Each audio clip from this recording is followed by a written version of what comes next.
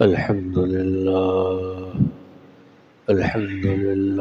حمدا كثيرا كما أمر، وأشهد أن لا إله إلا الله وحده لا شريك له إرغاما لمن جحد به وكفر، وأشهد أن سيدنا ونبينا وشفيعنا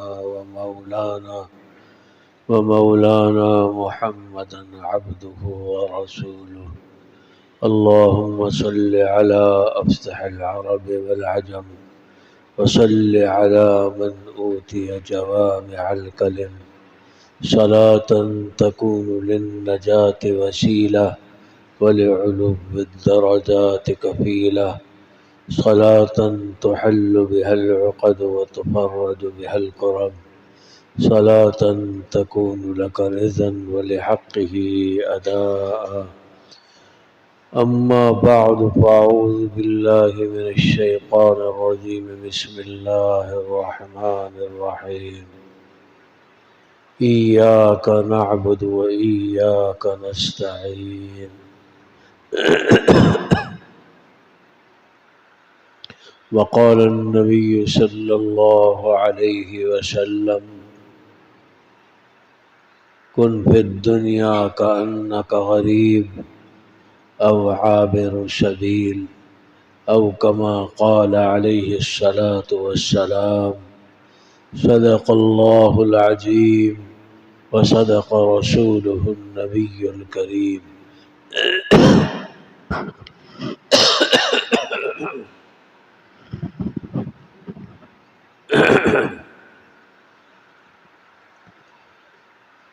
اللہ جل جلالہ عم نوالہ نے کسی بھی چیز کے علم کے یعنی جاننے کے 3 درجات بنائے ہیں۔ ایک درجہ چیز کی وضع کو جاننا، ماہیت کو جاننا، سادہ زبان میں یہ چیز کیسی ہے اس کو جاننا، اور دوسرا درجہ چیز کے واضح کو جاننا، بنانے والے کو جاننا کہ اس چیز کو کس نے بنایا ہے، اس کو جاننا۔ تیسرا درجہ ہے چیز کے موضوع لہو کو جاننا، مقصد کو جاننا، یہ چیز کس لیے بنی ہے، اس کی غرض بننے کی کیا ہے، مقصد کیا ہے، اس کو جاننا۔ چیز کیسی ہے اس کو جاننا، چیز کو کس نے بنایا اس کو جاننا، چیز کا مقصد کیا ہے اس کو جاننا۔ جہاں تک تعلق ہے پہلے درجے کا، چیز کی ماہیت کو جاننا، چیز کی وضع قطع کو جاننا، یہ چیز کیسی ہے اس کو جاننا، اس کا رنگ کیا، اس کی بو کیا، اس کا مزہ کیا، یہ چیز کیسی ہے اس کو جاننا۔ اس کے لیے اللہ تعالی نے حواس سے 5 ظاہرہ کو ذریعہ بنایا ہے۔ آنکھ کے پاس مبصرات کا علم ہے، آنکھ بتاتی ہے کہ اس چیز کا رنگ کیا ہے۔ ناک کے پاس مشمومات کا علم ہے، ناک بتاتی ہے کہ اس چیز کی بو کیا ہے۔ زبان کے پاس مذوقات کا علم ہے، زبان بتاتی ہے کہ اس چیز کا ذائقہ کیا ہے۔ کان کے پاس مسموعات کا علم ہے، کان بتاتی ہے، کان آوازوں کو بتاتی ہے، اس کی آواز کیا ہے۔ کان سے پتہ چلتا ہے کہ یہ قاری عبدالباسط کی آواز ہے، یہ شریم کی آواز ہے، یہ سدیس کی آواز ہے، یہ کان بتاتے ہیں۔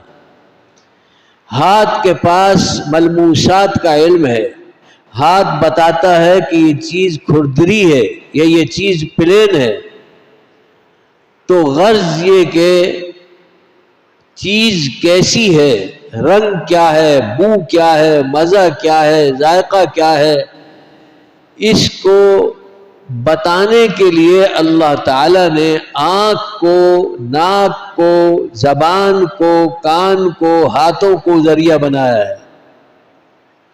دوسرا نمبر آتا ہے کہ چیز کا بنانے والا کون ہے، اس چیز کو کس نے بنایا ہے، تو اس کے لیے اللہ نے عقل کو ذریعہ بنایا ہے۔ عقل بتاتی ہے کہ اس کو فلاں نے بنایا ہے، یہ میز ہے، تپائی ہے، میز ہے، اس کو بڑھئی نے بنایا ہے، اور یہ فلاں چیز ہے، اس کو لوہار نے بنایا ہے، یہ انگوٹھی ہے، اس کو سنار نے بنایا ہے۔ عقل بنانے والا کون ہے، اس کو عقل بتاتی ہے، عقل بتاتی۔ اور تیسرا درجہ آتا ہے چیز کا مقصد کیا ہے، موضوع لہو کیا ہے، چیز کس لیے، سادہ زبان میں یہ چیز کس لیے بنی ہے، اس کو کون بتاتا ہے، اس کو بنانے والا خود بتاتا ہے کہ میں نے اس چیز کو کس لیے بنایا ہے۔ یہ جوسر ہے، اس کو جوس نکالنے کے لیے بنایا ہے، گرینڈر ہے، اس کو مسالہ پیسنے کے لیے بنایا ہے، یہ پنکھا ہے، اس کو ہوا دینے کے لیے بنایا ہے، یہ بٹن ہے، اس کو گریبان بند کرنے کے لیے بنایا ہے۔ تیسری بات جو ہے کہ چیز کا موضوع لہو کیا ہے، مقصد کیا ہے، چیز کیوں بنی ہے، اس کو بنانے والا بتائے گا، بنانے والا بتائے گا۔ اب کائنات کی سب سے قیمتی چیز یہ انسان ہے، کائنات کا زبدہ ہے، ملخص ہے، خلاصہ ہے، انسان کائنات کا خلاصہ ہے۔ ایک تو پوری کائنات سے سمیٹ کر اللہ نے اس انسان کو بنایا ہے، ہوائیں اس انسان کے اندر، پانی اس انسان کے اندر، آگ اس انسان کے اندر، مٹی اس انسان کے اندر، سورج، چاند، ستارے اس انسان کے اندر۔ آپ کہیں گے سورج کیسے اس انسان کے اندر؟ تو انسان بنتا ہے انسان بنتا ہے منی کے قطرے سے، منی کا قطرہ بنتا ہے غلوں سے، غلے پکتے ہیں سورج سے، تو انسان بنا سورج سے۔ تو اس انسان کے اندر یہ پوری کائنات کو سمیٹ کر اللہ تعالی نے اس انسان کو بنایا ہے، پھر اس انسان کی خاطر اس کائنات کو بنایا ہے۔ تو یہ انسان، اب انسان ساری کا انسان سے قیمتی کوئی چیز نہیں ہے، کوئی چیز نہیں۔ پوری کائنات پر اگر اچھے اثرات مرتب ہوتے ہیں تو وہ اس انسان کی وجہ سے ہوتے ہیں۔ میں اور آپ کوئی معمولی چیز نہیں ہے کہ میں جدھر چاہوں دیکھ لوں، کوئی اثر نہیں پڑے گا، جو چاہوں سنتا رہوں، گانے سنتا، کوئی اثر نہیں پڑے گا۔ ایسی بات نہیں ہے، ایسی بات نہیں ہے۔ میرے دیکھنے کا اثر پوری کائنات پر، میرے سننے کا اثر پوری کائنات پر، میرے بولنے کا اثر پوری کائنات پر۔ میں تفصیل کی طرف نہیں جا پا رہا ہوں، وقت اس کا متحمل نہیں، ورنہ احادیث میں صاف نشاندہی فرمائی ہے آپ صلی اللہ علیہ وسلم نے کہ غلط دیکھے گا تو یہ ہوگا، ہاتھ غلط ناپیں گے، غلط تولیں گے، ظالم حکمران آئیں گے، ظالم حکمران آئیں گے، آنکھ غلط دیکھے گی، موتوں کی کثرت ہوگی۔ حضور صلی اللہ علیہ وسلم پہلے فرما گئے، آنکھ غلط دیکھے گی، موتوں کی کثرت ہوگی، اموات کی کثرت ہوگی، ہاتھ غلط ناپیں گے، غلط تولیں گے، ظالم بادشاہ مسلط ہوں گے، ٹیکس پہ ٹیکس لگائیں گے، جریبہ کا لفظ آتا ہے احادیث کے اندر، ٹیکس پہ ٹیکس لگائیں گے، وہی آج ہو رہا ہے، بجلی کا بل نہ ہوا مصیبت بن گیا ہے، یہ ٹیکس وہ ٹیکس، یہ ٹیکس وہ ٹیکس، خلاصہ یہ کہ اتنے لاکھ روپے دے دو، اتنے ہزار روپے دے دو۔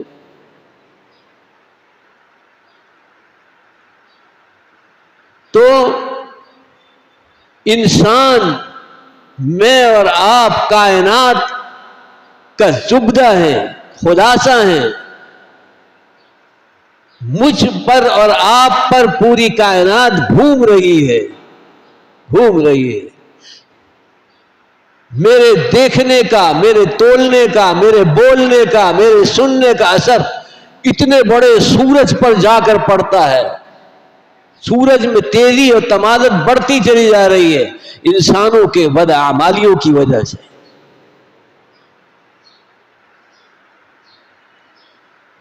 دیکھیے،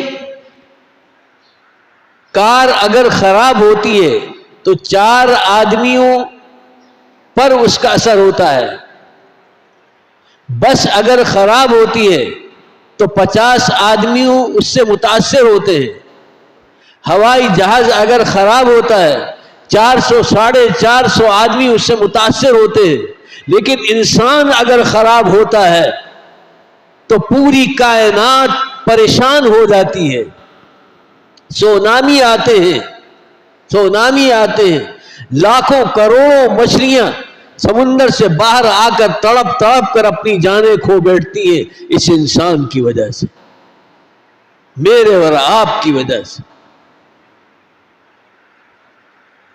غرض یہ کہ اب انسان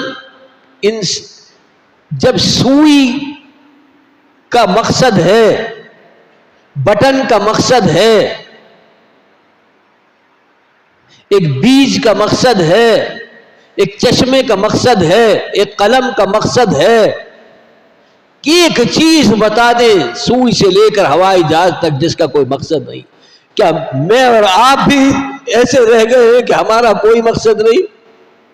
انسان کا کوئی مقصد نہیں جس کی خاطر اتنا بڑا سورج بنایا، چاند بنایا، ستارے بنائے، ہوائیں چلائی، پہاڑ قائم کیے، زمینوں کو بنایا، اس کا کوئی مقصد نہیں؟ کھانا مقصد ہے، پینا مقصد ہے، سونا مقصد ہے، یہ تو سارے جانور بھی کر رہے ہیں۔ وَمَا خَلَقْتُ الْجِنَّ وَالْإِنسَ إِلَّا لِيَعْبُدُونَ، تم سب کو اللہ کہہ رہے ہیں اس لیے بنا رہا ہوں کہ میرے بن کر اس کائنات سے آؤ۔ اب انسان کا مقصد کیا ہے؟ میں نے کہا چیز کا مقصد چیز کا بنانے والا بتاتا ہے، چیز کا مقصد چیز کا بنانے والا ہی بتاتا ہے کہ میں نے اس کو کس لیے بنایا ہے۔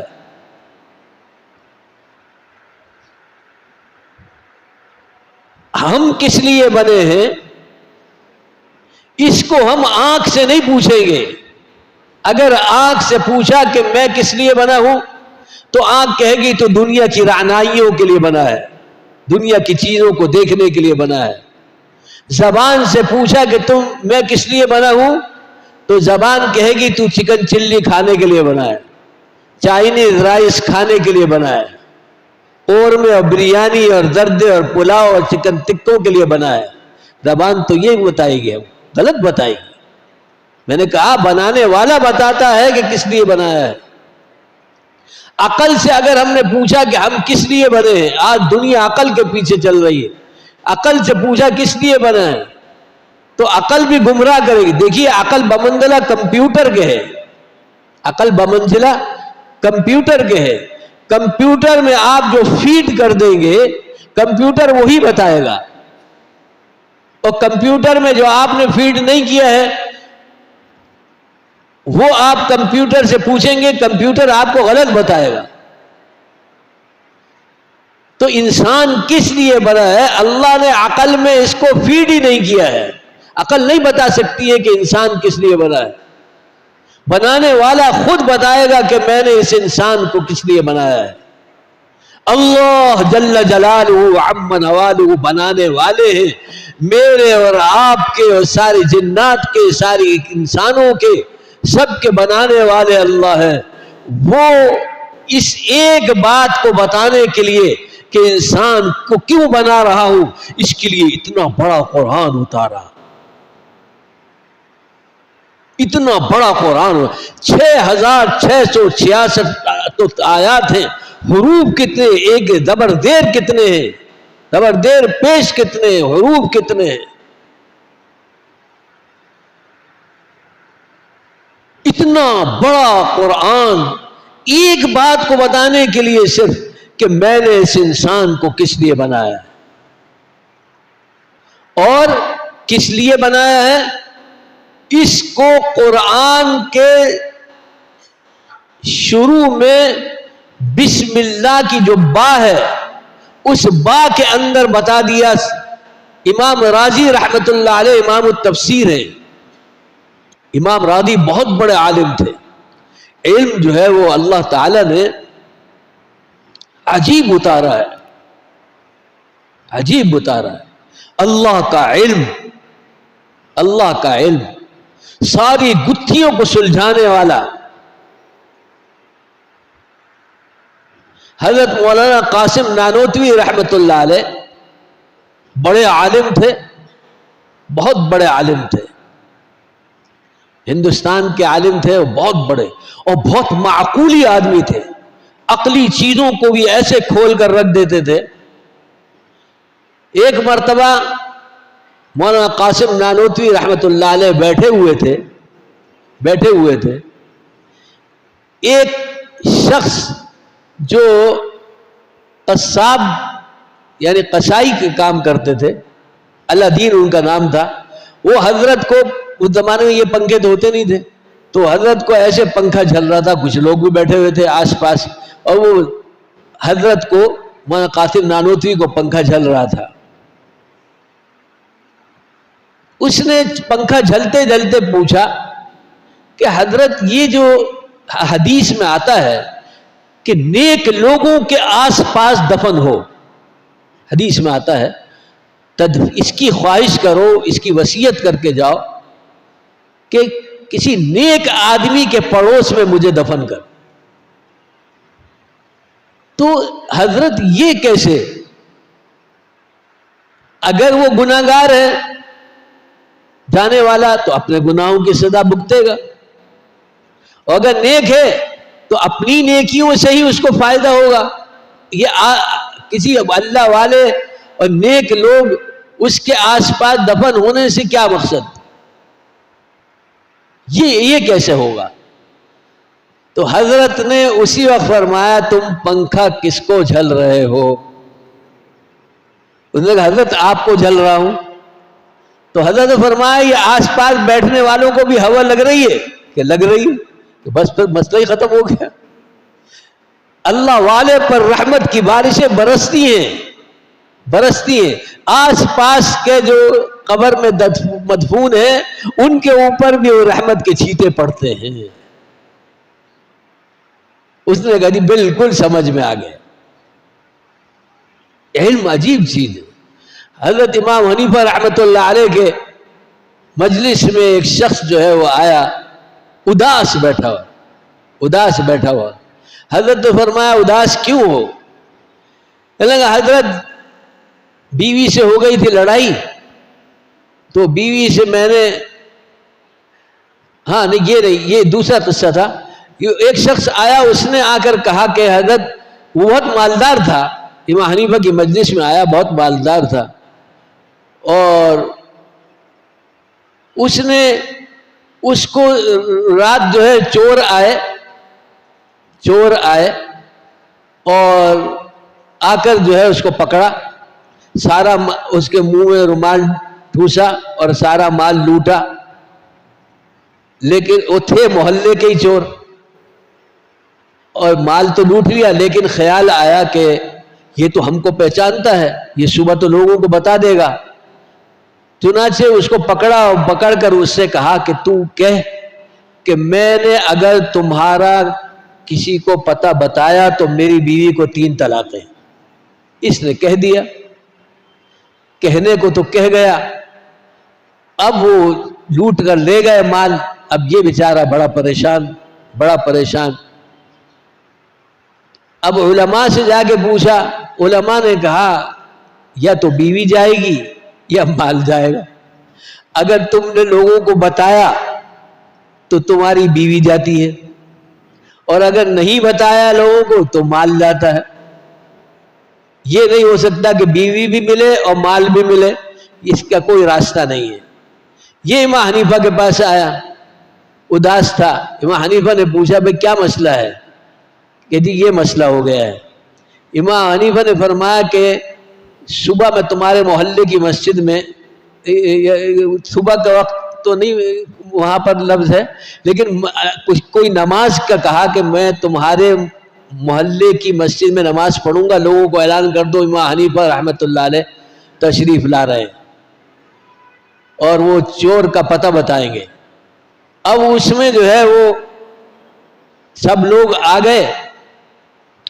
امام حنیفہ نے اس کو سمجھا دیا تھا کہ میں ایک کو کہوں گا دروازے سے نکلنے کو، تم کہنا یہ چور نہیں ہے، چور نہیں ہے، اور جو چور نکلے ان کا میں پوچھوں یہ چور ہے تو تم خاموش رہنا۔ چنانچہ ایسے ہی ہوا۔ اب جو نکلتا امام حنیفہ کہتے یہ چور ہے، وہ کہتا یہ چور نہیں ہے، یہ چور نہیں ہے، یہ چور نہیں ہے۔ اب وہ چور بھی محلے کے ہی لوگ تھے، وہ جب وہ نکلنے لگے تو امام حنیفہ نے کہا یہ چور ہے، تو یہ خاموش رہا۔ وہی چور پکڑے گئے، مال بھی ہاتھ میں آ گیا، ان چوروں سے مال نکلوا لیا، اور بیوی بھی ہاتھ سے نہیں گئی۔ تو یہ تو ضمناً میں نے بات کر دی، علم اللہ کا بہت بڑا علم ہے، بہت بڑا۔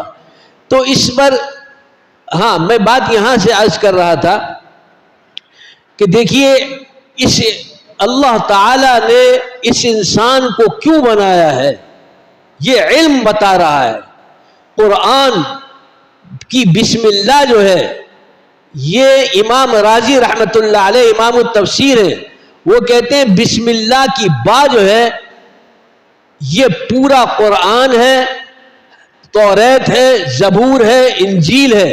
بسم اللہ کی با جو ہے شروع میں، اسی میں سارا یہ پوجا ہے جس میں سارے دریا کو اللہ نے بند کر دیا ہے ایک با کے اندر۔